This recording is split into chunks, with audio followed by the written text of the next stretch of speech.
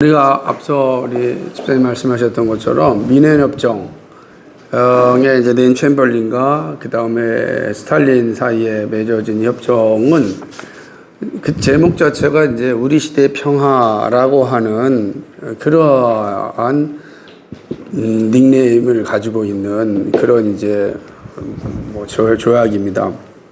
영국과 독일이 전쟁하지 않겠다.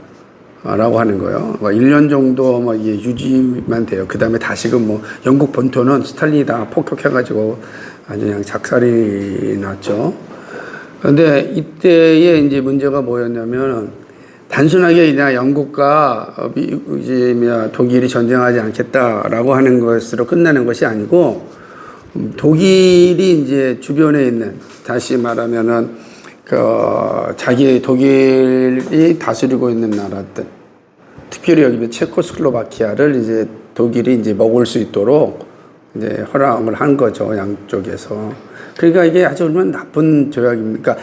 자기 나라는 피해가 없을지 모르지만 다른 나라는 다 스탈린에게 이제 먹이로 줬다. 이게 보게 되면 첼로브스키를 희생하고 다 따로 모든 걸 희생하고 그 다음에 영국과 이제 독일이 전쟁하지 않는다라고 하는 이런 협정 가지고 와서 챔벌린이 말하기를 우리 시대의 평화가 왔다. 누구는 좋아하는 거예요? 영국 사람들은 좋아하는 거지. 그러면 그 뒤에 있는 체코슬로바키아에 있는 사람들은 그 사람들은 어떻게 되는 거예요? 그죠? 그러니까 이 부분에 대해서 그러니까 처칠이 하원의 연설에서 이 얘기하는 거 우리 전쟁없이 패전했다. 이 얘기하는 거 이거는 패전이나 이런 비도덕적인 행위에 대하여서 이걸 평화라 말할 수 없다. 라고 이야기하는 거죠. 근데 이때 당시에는 단순하게 여기에 있는 누굽니까?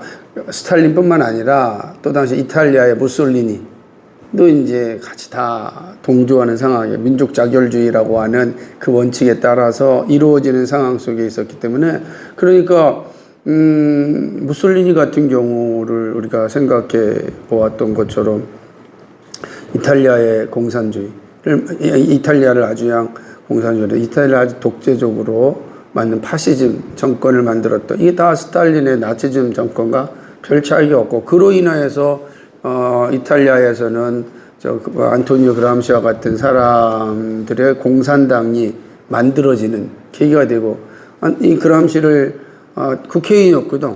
안토니오 그람시가 국회의원인데 국회의원을 잡아가지고 감옥에 집어넣고 20년 동안 물론 나중에 10년으로 감형됐지만 결국 40대에 죽게 하고 그로 인하여 아주 강력한 이 공산 세력을 네오막시즘을 만들어내는 그런 동기도 됐던 게 이러한 모습인데, 그러니까 결국은 오늘 셰퍼가 여기서 이야기한 것처럼 도덕적 전투는 이제 사라진 거죠. 오로지 뭐만 남은 거예요? 실용주의. 여기도 우리 시대 평화도 단순히 영국만의 실용주의, 공리주의지. 그러니까 이런 시대가 과연 건강한 시대이겠는가? 셰퍼는 얘기하고 처칠이 제대로 진단했다. 라고 하는 거지, 처칠이 진짜. 근데 아까 이야기했던 것처럼 그 당시에는 처칠이 영향력이 없었다.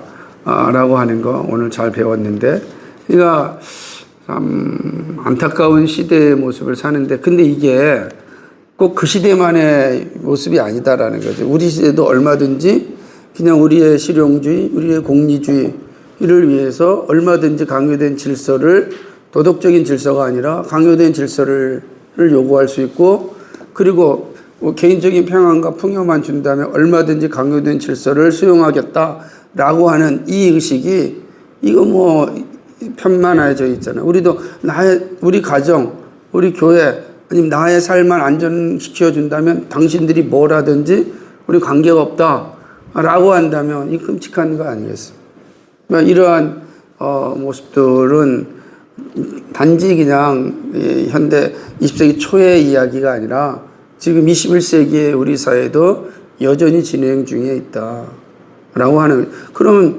그런 사회가 과연 올바른 사회겠는가? 그거는 빈약한 사회라 무너질 수밖에 없는데 그것이 과연 우리가 가진 유일한 대안인가? 아니다. 참된 대안은 우연, 비인격, 오랜 시간을 가지고 있는 그러한 기반을 가진 인본주의적 세계관이 아니라 창조주 하나님, 절대적 기준을 가지고 있는 그 하나님이 우리에게 무너지지 않는 기반이다.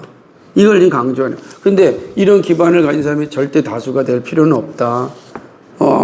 다수가 되면 너무 좋겠지. 그럼 하나님의 나라가 완성되면 우리는 뭐 두말할 필요가 없이 모두가 다 그 삶 속에 존재하겠지만 이 땅에서는 그렇게 될 필요가 없다. 그럼 어떻게 되는가? 그게 이제 마지막 부분인데 AD 60년경 기독교인이었고 또한 당대 히랍과 로마의 사고방식을 알고 있었던 한 유대인이 로마에 사는 사람들에게 편지를 썼다. 전에 그는 같은 이야기를 아테네에 있는 마르스 언덕에서 연설할 때 히랍 사상들에게 말한 적이 있다. 누구 했어?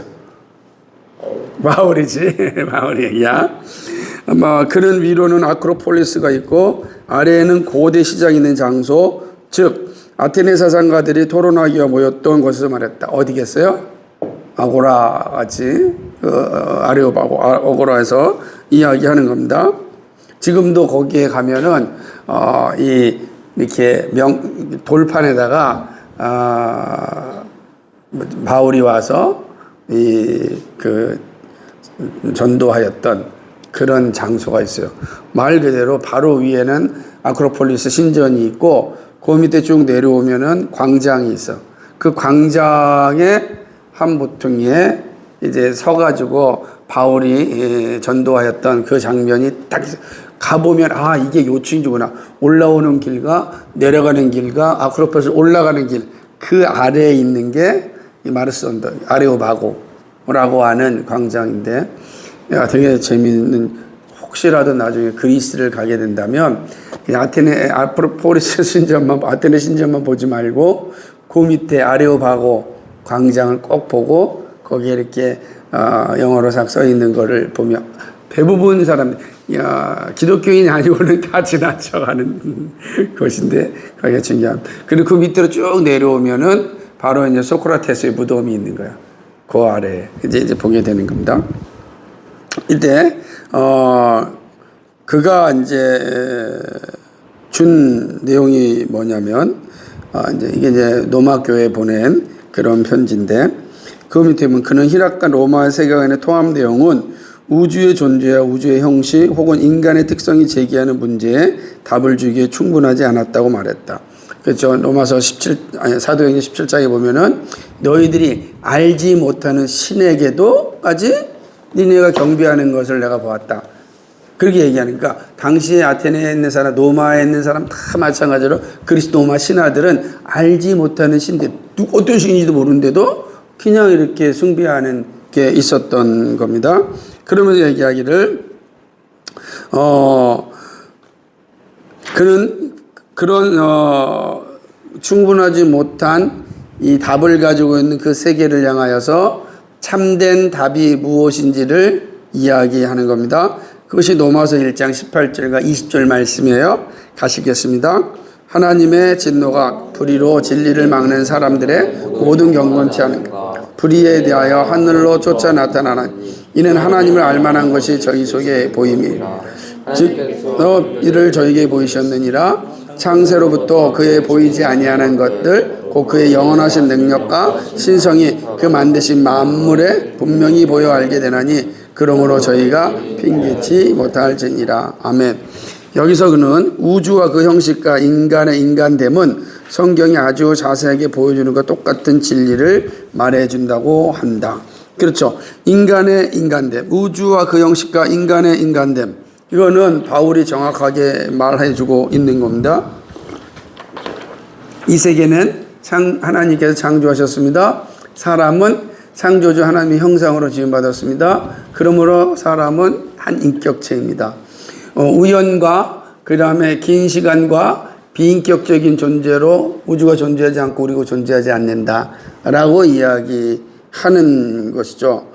이처럼 하나님께 살아계시고 하나님은 침묵하지 않으시고 성경으로 그리고 그리스도를 통하여 사람들에게 말씀해 오셨다는 사실을 종교개혁 시대 종교개혁자들이 시대에 더 풍성하게 성경적인 기독교로 돌아갈 수 있는 기반이었다. 그렇죠. 그러니까 이 사실 아까도 말씀한 거기 계신 하나님, 거기 계시며 말씀하신 하나님, 이 하나님이 존재하시고 말씀하신다라고 하는 이 사실이 사실은 종교개혁자들에게서 아주 풍성하게 발견되어졌고 그들이 자신의 삶과 교회를 개혁하는데 이 기반이 가장 중요하였다라고 하는 거죠.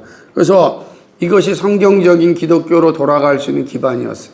그러니까 성경적인 기독교라고 할 때는 창조주 하나님, 그 다음에 우리가 이제 말씀하시는 하나님, 그리고 하나님의 형상으로서의 인간의 존재, 이런 것들이 성경적인 기독교로 돌아갈 수 있는 가장 강력한 기반이었다라고 하는 거죠.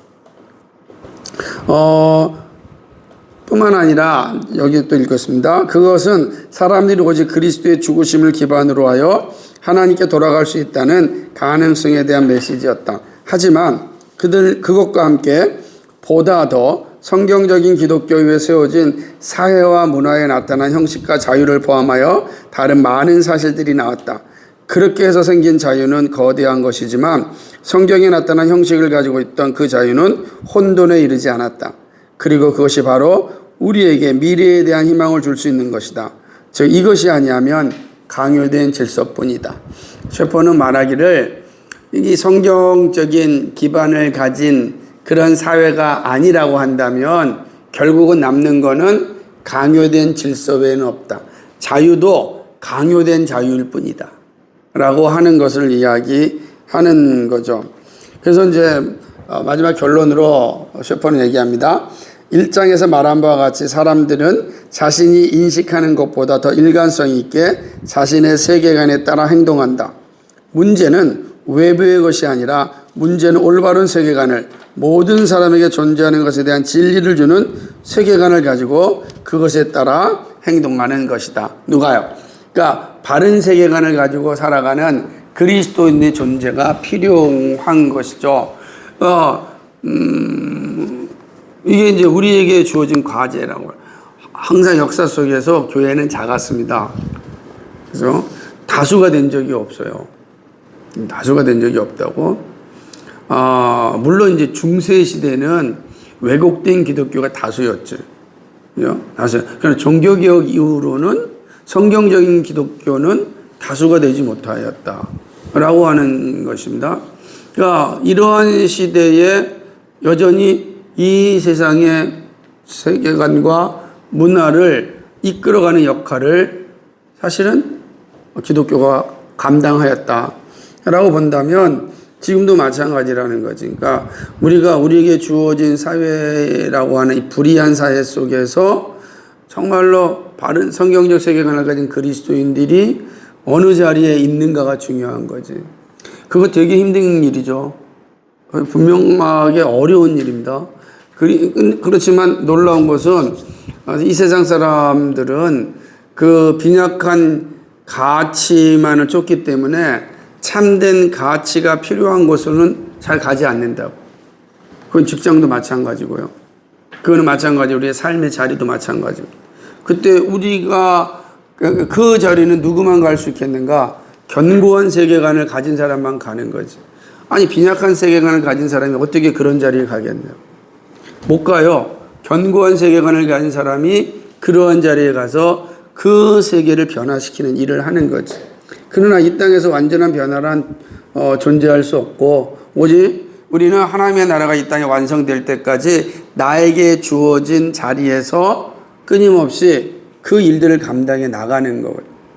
그것이 작은 것 같지만 큰 싸움을 일으키게 되고 결국은 이 빈약한 가치의 세계가 공멸하지 않게 하는 일이다. 이 사실을 우리가 아는 것이 되게 중요한 것입니다. 그래서 우리는 끊임없이 이 세계를 향하여 바울이 아테네 사람들에게 이야기하였던 것처럼 우리도 동일하게 이 사회를 향하여 이야기해야 된다. 그럼 이게 이제 대화하는 두 가지, 하나는 강요된 질서냐 아니면 기독교적 기반으로 돌아갈 거냐, 이게 우리 시대에 남은 다른 대안이 없다. 이게 이제 셰퍼는 결정을 한 거고, 그러면 지금 절대 다수는 강요된 질서 속에 살아가는 거예요. 우리는 이 강요된 질서가 빈약한 기반에 근거하기 때문에 반드시 공멸하니 우리는 그런 질서를 따르지 않겠다. 우리의 기독교적인 기반 위에 우리는 존재하겠다. 이게 이제 두 가지 대안과 이 모습 속에 우리 살아가고 있는 거죠. 우리 그런 사람이 있어요. 예수 믿는 사람들이라는 게 시대를 볼 때, 이 시대가 강요된 질서 속에 존재하는데, 우리는 그런 질서를 따라가지 않고, 우리는 견고한 세계관, 다시 말하는 창조주 하나님, 인격적인 하나님, 그 하나님이 주신 절대적 그런 답을 가진 그런 그런 세계관을 가지고 살아가겠다.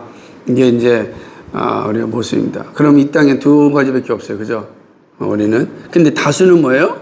강요된 질서에 순응하는 사람들이고, 그러나 소수지만 절대적 자유를 추구하는 사람들의 싸움이. 이게 이제 셰퍼가 보는 거죠. 그럼 어떻게 살아야 될 것인가? 이제 그거에 대한 내용들은 마지막 특별한 노트에서 그리스도인들에게만 요청하는 내용을 보게 되는 겁니다. 한번 볼까요? 어떤 현대인이 택할 수 있는 건 같이 한번 보겠습니다. 이제 특별한 노트는 주로 기독교인을 위한 것이다. 그래서 우리에게 셰퍼가 이제 이 책을 마지막을 주면서 앞에는 현대 예수 믿는 사람이나 예수 믿지 않는 사람이나 공평하게 봐라. 이제는 이 두 갈래 길이 있을 텐데, 혼란 없는 자유로 돌아갈 것인가, 아니면 강요된 질서 속에 살 것인가, 이게 이제 요청하는 거예요. 두 대안 속에. 우리는 다 혼란 없는 자유로 살고 싶지 않겠어요? 그죠?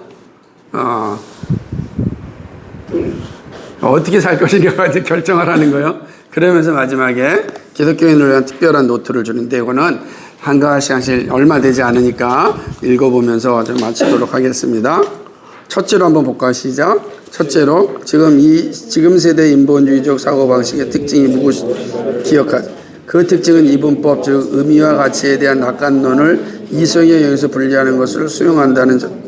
개인이 일단 이 분리를 받아들이면 그가 비이성의 영역에 두는 것은 우연적일 뿐임. 최근 인본주의적 사고의 방식 형태를 보여주는 표지는 이러한 실존주의적 방법. 자, 우리가 기억하자는 거예요. 이 시대의 인본주의적 사고의 방식의 특징이 무엇인가라고 하는 겁니다.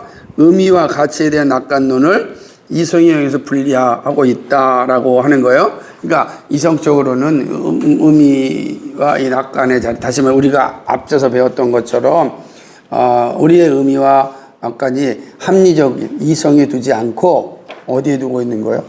그러니까 이미 이성이 해체가 됐잖아. 그죠?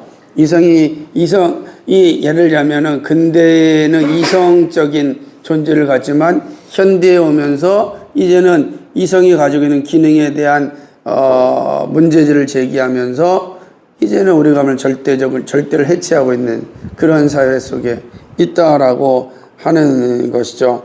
그러면 이제 비이성의 영역은 어떻게 갈 거냐? 우리가 알고 있는 그 비이성의 영역, 이건 어떻게 설정할 것인가? 라고 할 때 그건 다 모든 거 우연의 연속으로밖에 보지 못한다. 아니면은 우리는 키에르케오르 같은 도약을 통하여 하나님 앞에 가지 못하니까 하나님의 존재가 없어진 사회 속에서는 그렇게 간다라고 하는 거죠. 결국은 셰퍼는 결국은 존재가 본질에 앞서는 실존주의적인 방식이 결국은 우리 사회의 모습이다. 존재하는 내가 중요하지. 그죠? 우리가 생각하는 뭐냐면 데카르트의 논제는 뭐였어요? 나는 생각한다. 고로 나는 존재한다. 근데 실존주의적 방법이 뭐예요? 나는 존재한다. 고로 나는 생각한다. 라고 많이 바뀐 거죠. 그러니까 이제 그렇게 되는 거예요. 나는 존재하니까 생각하는 거예요. 생각하며 존재하는 이성주의적 방법이었다면 나는 존재하며 생각한다. 실존주의적 방법. 사회 속에 살게 되는 거죠. 그러면서 얘기합니다. 기독교인으로서 우리는 우리 시대의 실존주의적 방법론의 형태로 빠져들어가서는 안 된다. 만일 우리가 가치체계, 의미체계 그리고 성경에 있는 종교적 문제를 계속 고수하려고 하면서도 성경이 우주 역사 그리고 특별한 도덕적 명령에 대하여 확정한 바를 무시한다면 우리는 그 방문론에 빠져들고 있는 것이다. 만일 우리가 성경이 우주 역사 그리고 절대적 도덕 명령에 대하여 말하는 것을 그 시대의 문화에 의하여 방향지어진 것으로 파악한다면 우리는 우리 시대의 실존주의적 방법론을 따르고 있는 것이다. 만일 우리가 이렇게 한다면 다음 세대는 분명히 역사적 기독교에 관한 치명적 타격을 받을 것이다.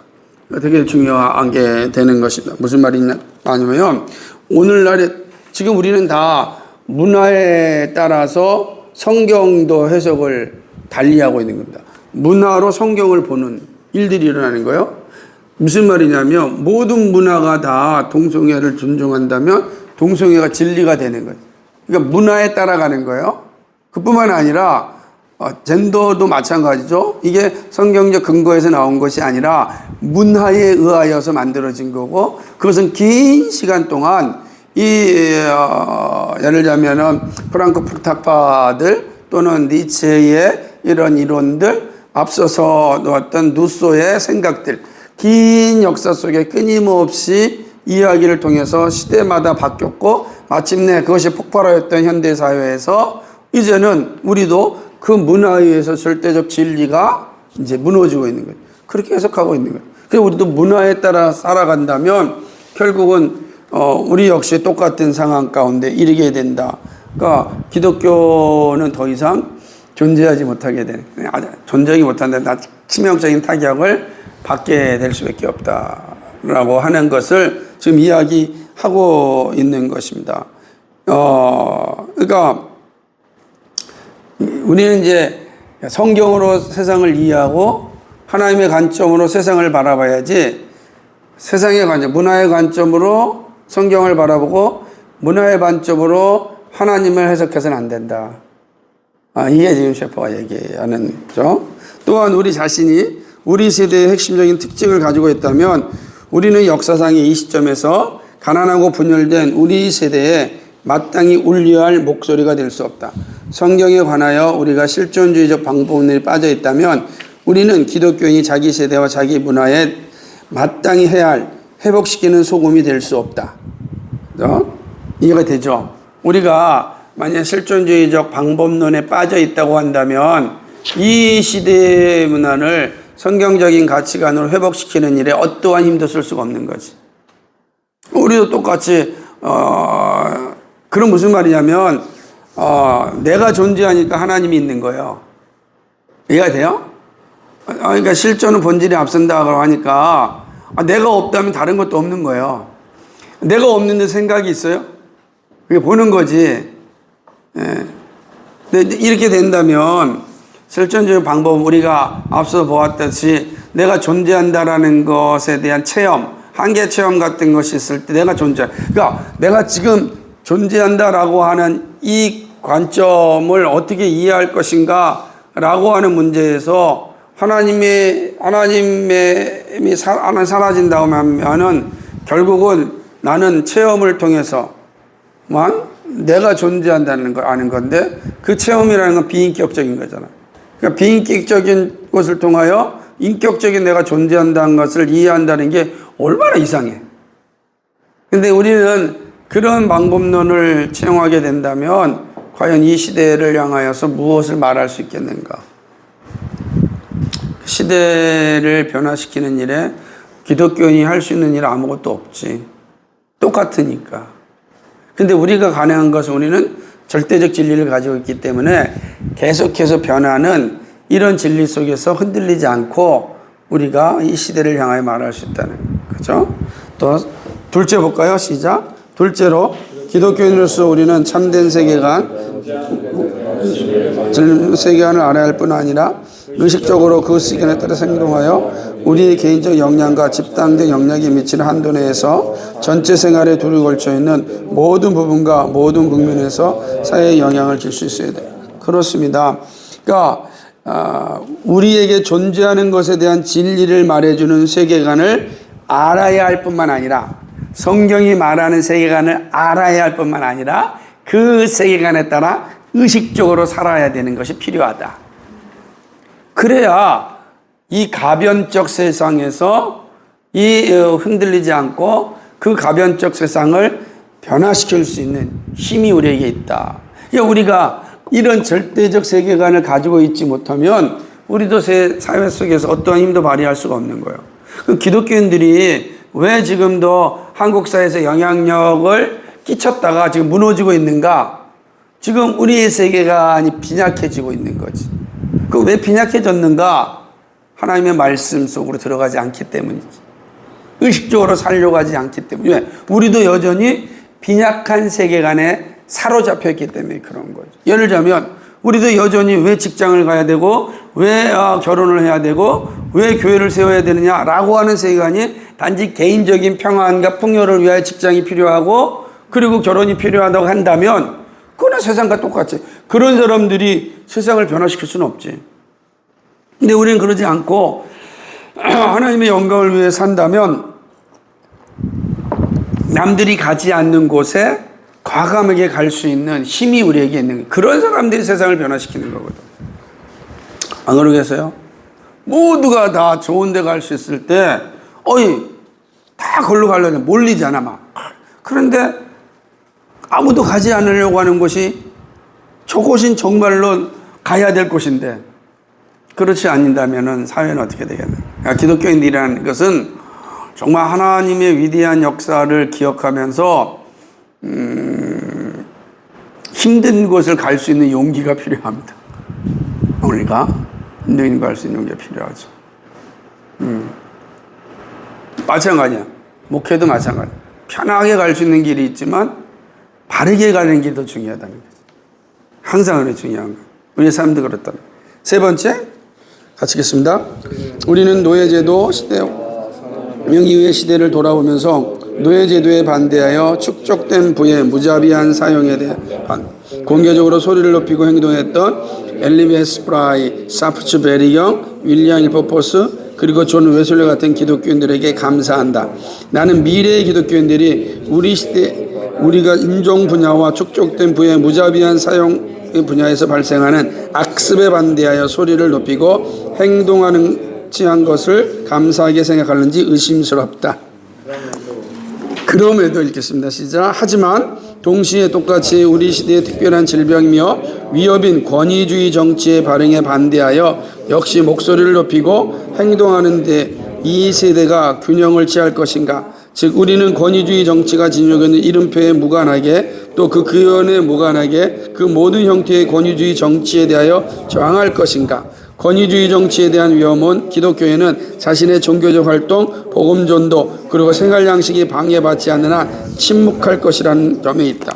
이게 정말 중요한 겁니다. 다시 말하면 우리는 앞서서 여기서 얘기했던 엘리베스 프레이라든지 사프츠 베리경 이런 사람들은 기독교적인 가치를 가지고 그 교도소 이 비인격적인 교도소 같은 것을 개혁하려고 했던 그런 사람들 윌리엄 일버포스 같이 노예제도를 당시에 영국의 모든 산업의 기반이었던 노예제도지만 그러나 그것이 성경에 합당하지 않기 때문에 일생 동안 싸워서 수없이 많은 테러의 위협, 암살의 위협 가운데도 끊임없이 일을 진행했고 그래서 노예제도를 없앴던 사람들처럼 존 웨슬리 같이 사실은 웨슬리뿐만 아니라 셰퍼가 좀 아쉬운 거는 웨슬리보다 앞섰던 그 휘필드가 사실은 미국과 영국에서 공화원 사학을 가장 많이 했거든.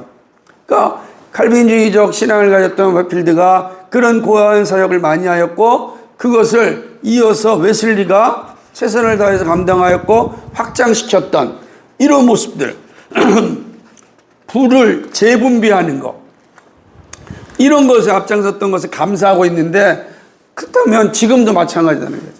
그리스도인들이 이 부의 재분배에 관심을 가져야 된다. 부의 재분배. 그런데 부의 재분배에 관심이 없다면 얼마나 이 성경적 세계관을 무시하는 삶이겠는가. 그러니까 성경의 세계관을 가진 사람들은 부의 재분배에 관심을 가져야 되는 거야.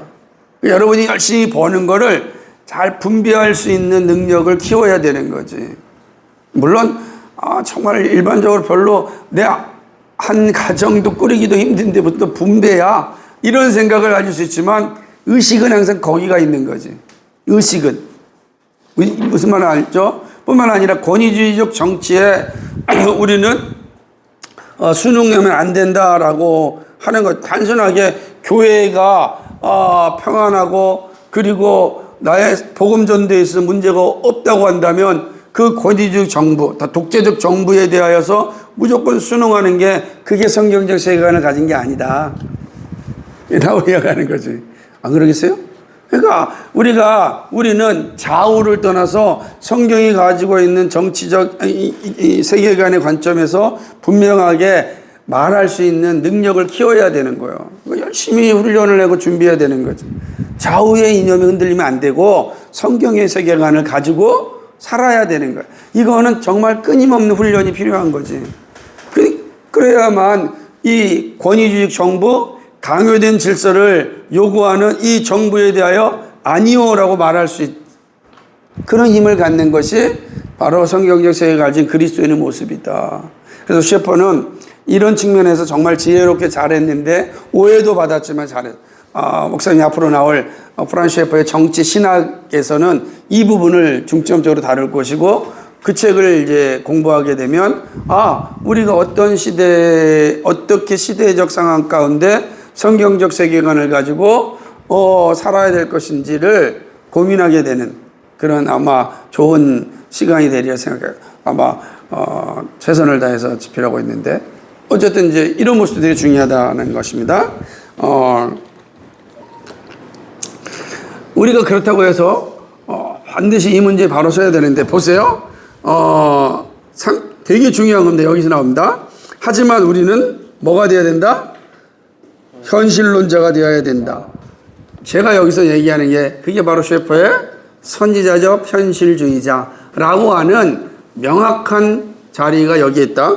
같이 읽겠습니다. 세례 요한은 성경적 절대 기반을 두고서 헤롯 개인을 권력의 화신으로 보는 것을 반대하였고 그 대가로 자기 머리를 잃었다. 그런 기독교인들은 그리스도와 나란히 케사르를 숭배하기를 거부했고 이것은 제국의 통일성을 방해하는 것으로 권좌 있는 자들에게 비쳤다.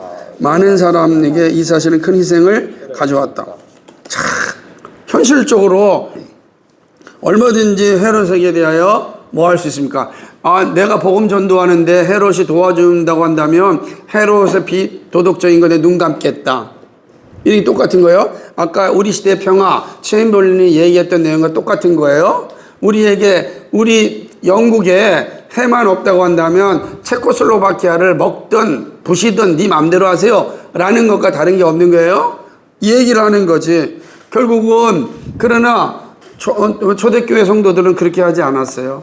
세례 요한이 거부하였고 그래 로마 제국에 대하여 케사르를 황제 신으로 숭배하는 걸 거부하였어요. 그로 인하여 피해가 희생이 왔지만 사회는 변화시켰습니다.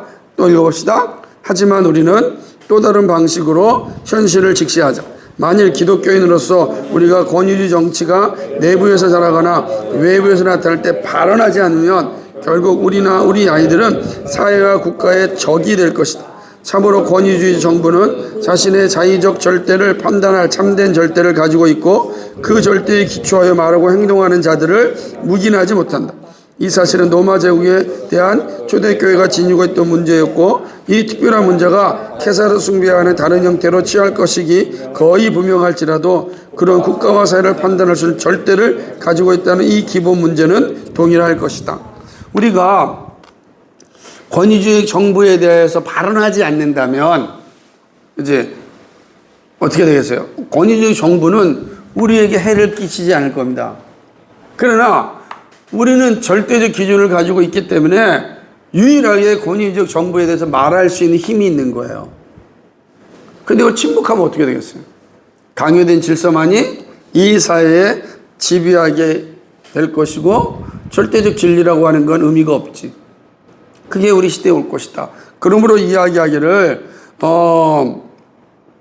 우리는 그런 시대 속에서 분명히 써 있어야 된다. 무슨 말이냐면 여러분 잘 한번 생각해 보세요. 우리는 이 시대 가운데 하나님이 준 관점으로 어떻게 살아야 될 것인지를 진지하게 논의할 때만 우리는 우리 시대를 향하여 말할 수가 있는 겁니다. 여기에 기억할 문장이 있다. 권위주의 정치의 성장에 관하여 아무런 판단도 내리지 않는 것은 이미 그것을 지지하는 판단이다. 아무것도 말하지 않는다면 우리는 그걸 판단하고 있는 거예요. 이미 침묵은 죄예요. 그렇죠? 어렵죠? 그러면 우리는 어떻게 살 것인가? 라는 본소와 영화 시리즈의 제목은 에스겔서 33장 1절과 11절 19절의 파수꾼의 구절에서 딴 것이다. 제목은 10절에 있다. 읽어보겠습니다. 여호와의 말씀이 내게 임하여 가라. 인자야, 너는 내 민족이 고하여 이르라. 가령 내가 칼을 한 땅에 임하게 한다. 그 땅 백성이 자기 중에 하나를 택하여 파수꾼을 삼은 그 사람이 칼이 그 땅을 임함을 보고 나팔을 보러 백성에게 경고하되 나팔 소리를 듣고도 경비를 하지 않냐. 그 임하는 칼에 제함을 당하면 그 피가 자기의 머리로 돌아갈 것이다. 그가 경비를 하였던들 자기 생명을 보존하였을 것이나 나팔 소리를 듣고도 경비를 하지 아니하였으니 그 피가 자기에게로 돌아가. 그러나 파수꾼이 임함을 보고도 나팔을 불지 아니하여 백성에게 경고치 아니하므로 그 중에 한 사람이 그 임하는 칼에 제함을 당하면 그는 자기 죄악 중에 써한 바가 되려니와 그 죄를 내가 파수꾼인 손에서 찾으리라. 인자야, 내가 너로 이스라엘 족속의 파수꾼을 삼음이 이와 같으니 그런즉 너는 내 입의 말을 듣고 나를 대신하여 그들에게 경고할지라. 가령 내가 악인에게 이르기를 악인아 너는 정령 죽이려 하였다 하자. 내가 그 악인에게 말로 경고하여 그 길에서 떠나게 하냐. 그 악인은 자기네 죄악 중에서 죽으려니와 내가 그 피를 내 손에서 찾으리라. 그러나 너는 악인에게 경고하여 돌이켜 그 길에서 떠나라고 하되 그가 돌이켜 그 길에서 떠나지 아니하면 그는 자기 죄악 중에 죽으려니와 너는 내 생명을 보존하리라. 그런즉 인자야 너는 이스라엘 족속에 이르기를 너희가 말하여 이르되 우리의 허물과 죄가 이미 우리에게 있어 우리도 그 중에서 쇠폐하게 하니 어찌 능히 살리오. 하거니와 주 여호와의 말씀에 나의 삶을 두고 맹세하노니 나는 악인이 죽는 것을 기뻐하지 아니하. 악인이 그 길에서 돌이켜 떠나는 것을 기뻐하노. 이스라엘 족속아 돌이키고 돌이키라. 너희 악한 길에서 떠나라. 어찌하여 죽고자 하느냐 하리라. 아멘. 만일 악인이 돌이켜 그 악에서 떠나 법과 의대로 행하면 그가 그로 인하여 살리라. 우리가 어떤 역할을 하는 거예요? 우리가 어떤 역할을 하는 거예요? 여기서? 파수꾼의 역할을 하는 거예요. 파수꾼은 뭐예요? 절대 다수가 될 필요가 없죠? 그죠? 파수꾼은 뭐 하는 거예요? 외치는 자예요. 돌이켜라, 돌이켜라, 돌이켜라. 돌이키지 아니하면은 어떻게 되는 겁니까? 그 말을 듣고도 돌이키지 않는 자에게는 심판이 임하지만 돌이켜 말을 들으면 그들은 사는 거죠. 그죠? 결코 파수꾼에게 해가 되지 않는 겁니다. 그러나 파수꾼이 침묵한다면 다른 사람 다 죽이게 한 것이기 때문에 그 죽은 자들의 피를 누구한테 찾는다고요? 파수꾼에게 찾는 거예요. 자, 그렇다고 한다면 그리스도인들은 절대 다수가 아니라 파수꾼의 역할을 항상 역사 속에서도 마찬가지였듯이 파수꾼의 역할을 하는 거예요. 파수꾼의 역할을 하려면 파수꾼은 정확하게 적인지 아군인지를 구분할 수 있어야 될 거 아니겠어요? 그죠? 파수꾼이 적인지 아군인지 모르고 아무 때나 나팔을 부르면 아무 의미가 없는 거죠. 그래서 우리가 이 긴 시간 동안 이 공부를 한 것은 우리 시대의 모습이 어떠한지 성경이 말하는 것이 무엇인지를 찾아보았습니다. 우리는 성경을 통하여 끊임없이 배우고 있습니다. 그죠? 잘 이해하고 있는 겁니다. 여러분이 반드시 이번 달에 다니엘서 강해를 읽으라고 할 때 좀 읽으세요. 그게 이 시대를 이해하기에는 되게 중요한 역할을 또 해주는 거예요. 그러니까 그런 문제를 본다면 우리는 파수꾼의 역할을 감당하면 돼요. 우리가 우리의 문제를 정확히 알고 안 것을 가지고 전할 수 있는 그런 자세를 가져요. 그런데 보세요. 배우지 아니하면 알 수 없고 알지 못하면 침묵할 수밖에 없는 거예요. 그죠? 알았는데도 침묵하면은 그건 더 큰 문제죠. 근데 알면 침묵할 수 없습니다. 그러므로 우리는 우리 시대의 문제에 대하여 말할 수 있어야 돼. 근데 어떻게 말해야 됩니까? 사랑으로 진리를 말해야 됩니다. 그러면 우리는 어떻게 살 것인가? 저는 이 대답에 사랑으로 진리를 말해야 된다. 그래야 됩니다. 그죠? 그 안에는 수없이 많은 것이 함유되어 있는 거예요. 이 시대를 정확히 알고 이 시대의 문제를 바르게 해석하고 그리고 이 시대가 어디로 갈 것인지를 반드시 지적하고 그러면서도 악인이 여기서 죽는 것을 하나님이 기뻐하지 않고 그들이 돌아오는 것을 기뻐하셨던 것처럼 우리는 파수꾼의 역할을 충실히 하여 그들이 하나님의 백성으로 돌아오고 공멸의 자리에 이르지 않도록 외치는 게 우리가 할 일이다. 그럼 이제 다수가 될 필요는 없죠. 우리 뭐가 돼야 돼요? 파수꾼의 역할을 해야 된다. 이미 이거는 타락한 이후부터 이루어진 상황이기 때문에 그렇습니다. 그래서 우리는 이 셰퍼가 마지막 노트에서 세 가지로 잘 해줬던 것처럼 다시 한번 기억하는 것처럼 인본주의적 세계관의 인본주의적 삶의 방식이 무엇인지를 정확하게 이해하는 게 중요해요. 그게 지금 배운 거예요. 그죠? 이제 우리가 공부한 게 인본주의적 삶의 방식이 어떻게 이루어졌는지 로마 시대로부터 현대계가 쭉 살펴봤습니다. 이게 다 기억이 날지 안 날지 모르겠지만 안 나면 또 읽어보고 아니면은 문설련 TV에 올라와 있는 우리가 같이 공부했던 걸 들어보고 두 번째로는 성경적 세계관으로 무장하고 성경적 세계관으로 의식적으로 살려고 몸부림쳐야 됩니다. 그리고 우리는 가장 중요한 것은 우리 시대 가장 큰 문제인 부의 문제에 있어서 부의 재분배에 대해서 이런 관심을 가져야 됩니다. 그죠? 뿐만 아니라 권위주의적 이 정치, 정부에 대하여서 여기서는 권위주의지만 사실 독재적 정치를 얘기하는 거예요. 독재 정부나 독재 정치에 대해서 강요된 질서에 저항할 수 있는 그러한 우리의 자리를 가지고 있어야 합니다. 이거는 절대 다수가 될 필요가 없고 우리는 일들을 해야 돼. 근데 현실적으로 이 일을 하게 되면 어려움이 있을 수 있고 또 피해도 받을 수 있고 희생도 가져야 됩니다. 개인적으로는 남들이 가지 않는 곳에 가니까 경제적인 피해도 받을 수 있고 또는 여러분이 세상에 성공하신 명성에 있어서도 그거 드러나지 않을 수도 있어요. 그러나 여러분 역사는 끊임없는 이런 무명의 하나님의 사람들을 통하여서 이루어졌고 확장되어졌습니다.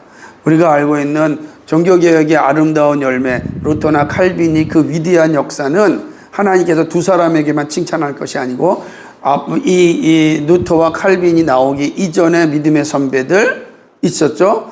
안휴스라든지 위클리프라든지 놀라드파라든지 그리고 있었던 왈도파라든지 그 지역에 있었던 그 전에 있었던 믿음의 선배들 그죠? 그들이 사도적 교회를 가지고 있었던 바울파라든지 그죠? 이런 이들이 이제 있었기 때문에 그들은 다 무명이었어요. 예를 들면 사도적 교회를 형성하였던 조지아나 아르메니아 우리 잘 모르잖아요. 거기는 역사 속에 그 초창기에 이제 가장 많은 순교자들이 있었던 곳인데 그들을 아무도 몰라요. 재밌는 건 뭐냐면 교회사에서도 안 배워요. 왜냐하면 교회사에서 공부할 때 동방교회, 서방교회만 가르쳤어.